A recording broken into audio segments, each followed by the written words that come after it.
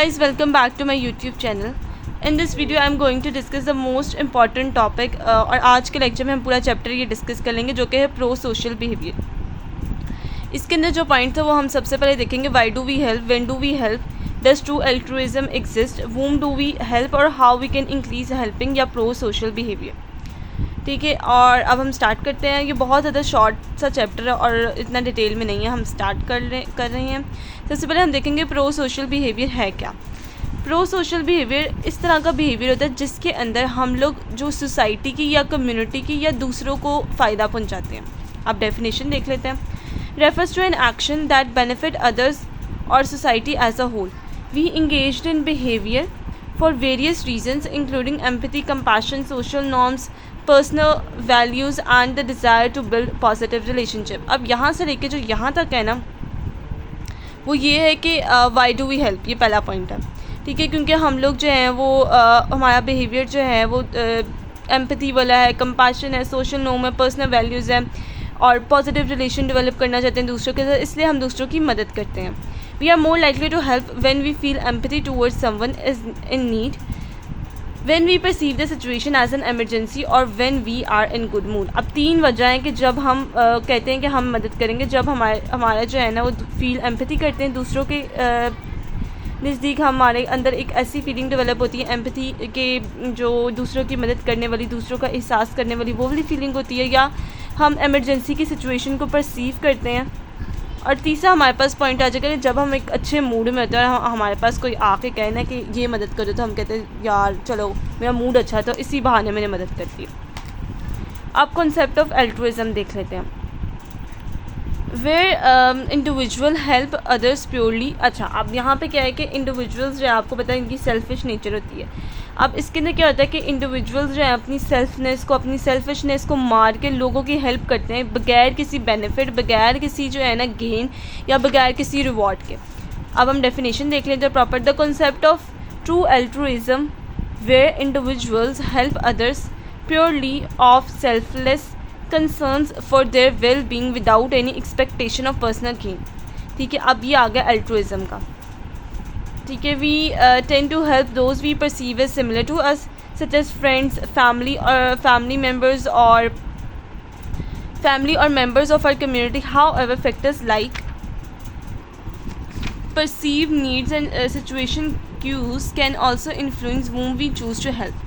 To increase helping behavior, fostering empathy and compassion through education and exposure to diverse perspectives can be beneficial, encouraging a sense of community and social responsibility, promoting positive role models and recognizing and rewarding act of। अब ये है कि how we can increase helping behavior, ये सारे उसके points हैं। अब जो है ना वो मैंने जो पॉइंट डिस्कस करना वो बहुत ही ज़्यादा इंपॉर्टेंट और ये लॉन्ग है। इसके अंदर जो है ना प्रो सोशल बिहेवियर के अंदर यही लॉन्ग आती है, how we can increase helping.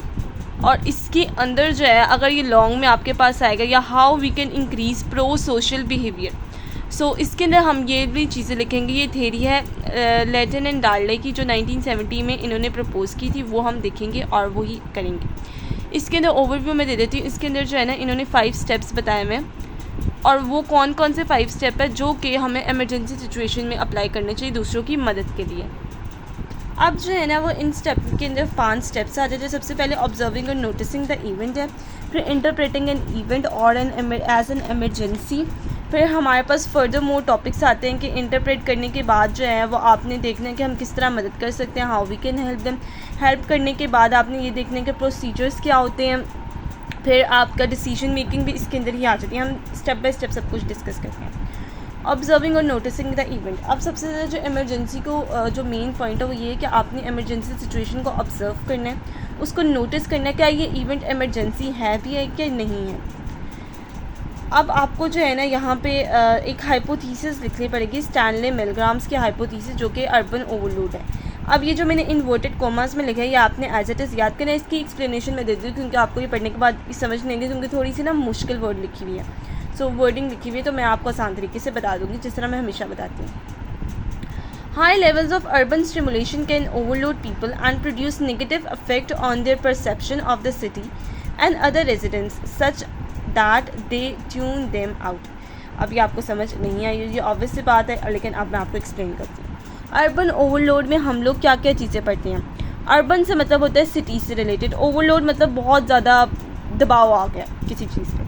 Urban overload cities पे किस तरह का दबाव होता है, उसके लोग जो हैं वो किस तरह अफेक्ट होते हैं, हमने ये देखना है। सो इसके अंदर ये आ जाएगा, living in a busy city with lot of noise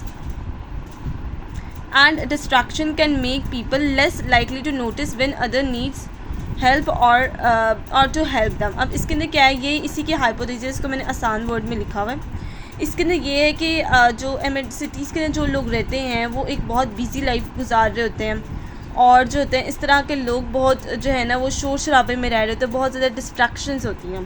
सो इससे क्या होता है कि लोग बहुत ज़्यादा कम नोटिस करते हैं। आपको पता है जो सिटीज़ में रहने वाले जो हैं उनका लेस नोटिसिंग बिहेवियर होता है। अगर कोई इंसिडेंट या इमरजेंसी सिचुएशन हो और वो ज़्यादा नोटिस नहीं करते क्योंकि वो बिज़ी होते हैं, ऑफिस टाइम्स होते हैं, और भी बहुत ज़्यादा जो है ना अदर एक्टिविटीज़ में अपने आप को इन्वॉल्व रखते हैं। सो यही कहा था स्टैनले मिलग्राम्स ने अर्बन ओवरलोड हाइपोथेसिस, जो कि ऑब्जर्विंग और नोटिसिंग इवेंट में आती है।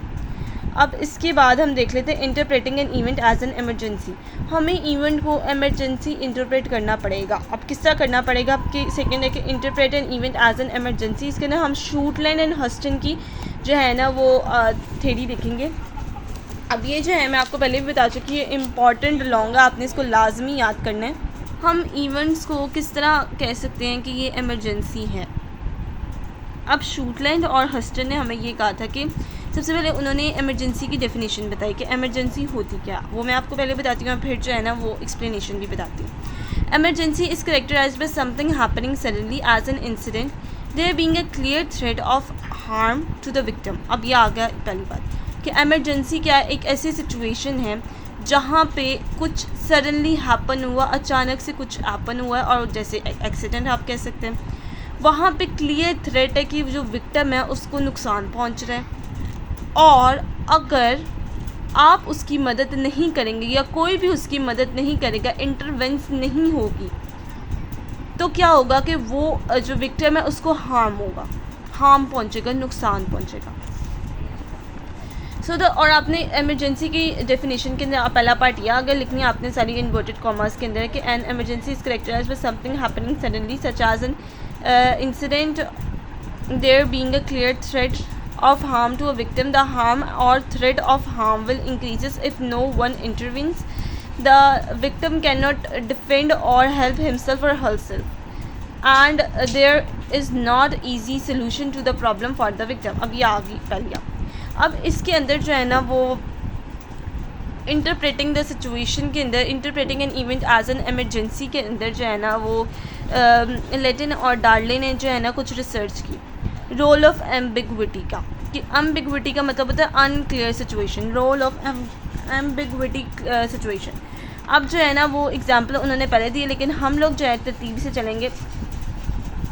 Latin and Darley conducted a study to examine the affect of an ambiguous event on the decision to intervene in an emergency. अब वो कह रहे हैं कि बाज़ औक़ात लोग इसलिए नहीं दाखिल हो पाते, इसलिए नहीं मदद कर पाते, उस सिचुएशन के अंदर दाखिल नहीं हो पाते, इसलिए उस सिचुएशन में विक्टिम की मदद नहीं कर पाते क्योंकि उनको एमरजेंसी लगती ही नहीं है। फॉर एग्ज़ाम्पल अब ये जो है ना यहाँ से लेके यहाँ तक उन्होंने दिए कि आप ड्राइव करें और आपने एक गाड़ी को रुके हुए देखा है, उस गाड़ी के अंदर आप फ्रंट सीट पे नहीं देख रहे लेकिन सब कुछ ठीक है, और आप ये कह रहे हैं कि फ्रंट सीट पे किसी बंदे को बैठा हुआ देख रहे हैं लेकिन आपको ये नहीं पता चल रहा वो क्या कर रहा है। तो ये किसी भी मामले में इमरजेंसी सिचुएशन नहीं है, क्योंकि हो सकता है वो कोई टेक्स्ट कर रहा हो या फिर जो है ना वो किसी को कॉल करने के लिए रुका हो, ये हो सकता है। ये होती है एम्बिग्विटी। अब ये भी हो सकता है कि वो जो है ना इंडिविजुअल बेहोश हो गया हो, साइड पे कार लगी हुई या कुछ इस तरह का कुछ हो गया हो, कोई उसका हार्ट अटैक हो रहा हो या कोई इस तरह की कोई मसला हो रहा है, तो ये होती है एम्बिग्विटी सिचुएशन। इसके अंदर जो है ना जो आम इंडिविजुअल है वो नहीं हेल्प करेंगे, हेल्पिंग नेचर शो नहीं करेंगे, नॉन रिस्पॉन्सिव होंगे, और ये इसलिए क्योंकि सिचुएशन जो है एम्बिग्विटी है। अब ये था रोल ऑफ एम्बिग्विटी सिचुएशन। इसके साथ हमारा दूसरा पॉइंट ख़त्म होता है, और एज्यूमिंग द रिस्पॉन्सिबिलिटी। इसके अंदर क्या होता है कि इसके अंदर बात ये सारी है कि number of individuals is inversely proportion to responsibility. जिस तरह एक ख़ास एमरजेंसी सिचुएशन में ज़्यादा इंडिविजुअल्स का नंबर होगा, उसी तरह जो नंबर ऑफ़ रिस्पॉन्सिबिलिटी है इंडिविजुअल्स पर वो कम होती जाएगी। इसके अंदर जो है ना इन्होंने बड़े अच्छी एग्जांपल दी है कि हमारे पास 10 पीपल हैं, 10 लोग हैं जो कि एक एक्सीडेंट के विटनेस हैं, ठीक है। अब उन लोगों पे कितनी रिस्पॉन्सिबिलिटी है कि वो विक्टिम की मदद करें। 10% है हर किसी पे, और अगर 5 है तो डबल हो जाएंगी, 5 लोग हैं तो डबल रिस्पॉन्सिबिलिटी हो जाएगी, 50% हो जाएगी। और अगर डबल हो जाएगी, 20% हो जाएगी हर इंडिविजुअल पे। और अगर सिर्फ 2 लोग हैं तो अगर हम 100 को करें तो 50-50 हो जाएगी, 50 पे रिस्पॉन्सिबिलिटी है, 50 पे। और अगर एक ही है तो क्या होगा, 100% उसी पे रिस्पॉन्सिबिलिटी होगी कि उसी ने ही मदद करनी है। सो ये है assuming the responsibility which is inversely proportional to number of individuals। सो इसके अंदर यही सारी बात है, और इसी के ऊपर जो है ना मैंने आपको बताया कि सारा कुछ बयान किया, ये मैंने लिख भी दिया है। Number of individual is inversely proportional to responsibility. अब keeping how to help and deciding to help. अब फोर्थ ये कि आपने अपनी स्ट्रेंथ, अपने रिसोर्सेज को देख के दूसरों की हेल्प करनी होती है। अगर आप किसी के, अब 4 लोग हैं गाड़ी के अंदर बैठे, उनका एक्सीडेंट हो गया और आप जो है ना एक इंडिविजुअल है वो साइकिल पे जा रहा है, सो वो नहीं हेल्प कर पाएगा। अगर उसके पास बैलेंस भी नहीं है, फ़ोन भी नहीं, तो वो किस तरह हेल्प कर पाएगा, वो क्या कर सकता है, कुछ भी नहीं कर सकता, ठीक है ना। तो आपने सबसे पहले ये देखना है मदद करने से पहले कि आप उसकी हेल्प कर सकते हैं और किस तरह कर सकते हैं, ठीक है। ये चीज़ है कि प्रोसीजर आपने देखना है। अब लास्ट वो ये है कि मेकिंग अ डिसीजन। अब आपने जो है ना ये यहाँ पे मैंने जो है ना डिसीजन को 3 पॉइंट्स में डिवाइड कर दिया ताकि आप लोगों को याद करने में भी आसानी और समझने में भी। अब ये लास्ट और फाइनल स्टेप है कि आपने एक डिसीजन करना है कि हमने इनकी मदद करनी है। अब यहाँ पे ना कुछ लैटिन और जो डार्ले हैं इन्होंने कुछ पॉइंट्स बताए हुए हैं कि लोग क्या मदद करते वक्त सोचते हैं। सबसे पहले ये है कि weighing the cost and benefit. ये देखते हैं कि हमने क्या कॉस्ट है, क्या बेनिफिट है to engage in helping situation, कि हमें कितना फ़ायदा होगा या कितना नुकसान होगा या कितनी कीमत पड़ेगी, सोचते हैं लोग।